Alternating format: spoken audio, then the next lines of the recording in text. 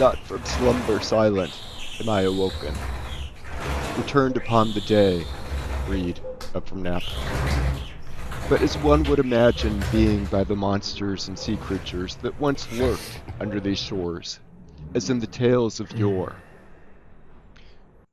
For our story begins not upon the heavens or in the stars, but in the sky, roughly 175 meters above those shores, the same constantly embraced, or the sigh between the embrace of the waves upon them, as if awaiting the attention of a constant love.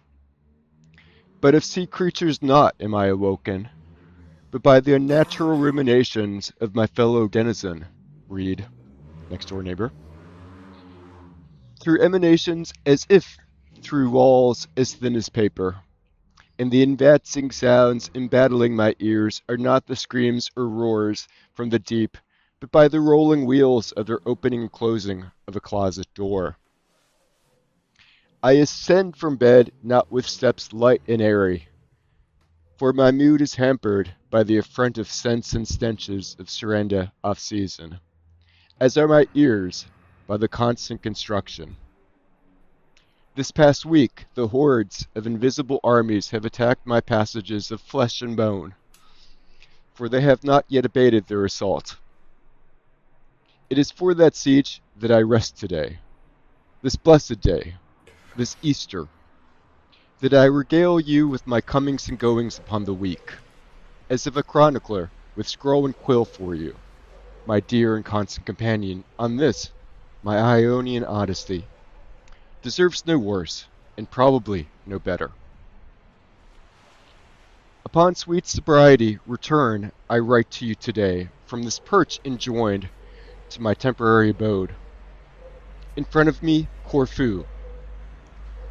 Behind me, a locust in repose, or so says the oracle of Claude, whom I consulted for this winged beastie's identification. The weights and measures upon this day were weak, for the abacus upon my wrist scored my readiness at 11, hence my reprieve.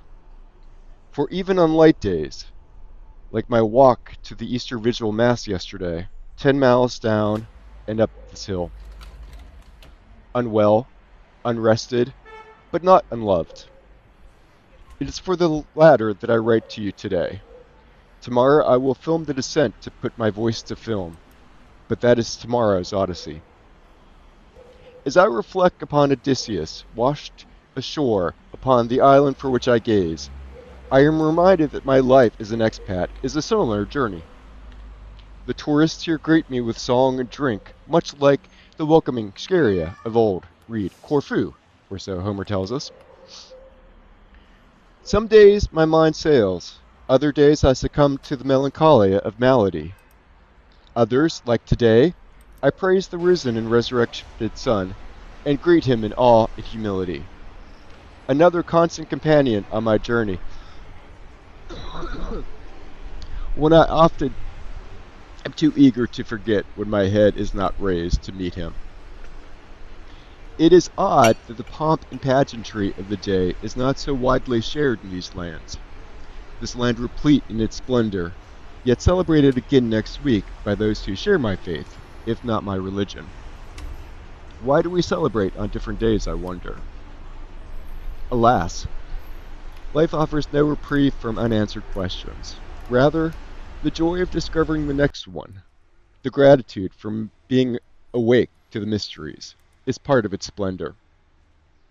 It is in that spirit that I endeavor to take the morrow, or my small piece of it, with grace, humility, and gratitude for the opportunity to live each day, to see the calming waves, and hopefully to take in its sweet salt air upon my nostrils not inflamed. I enjoin and encourage you to do the same.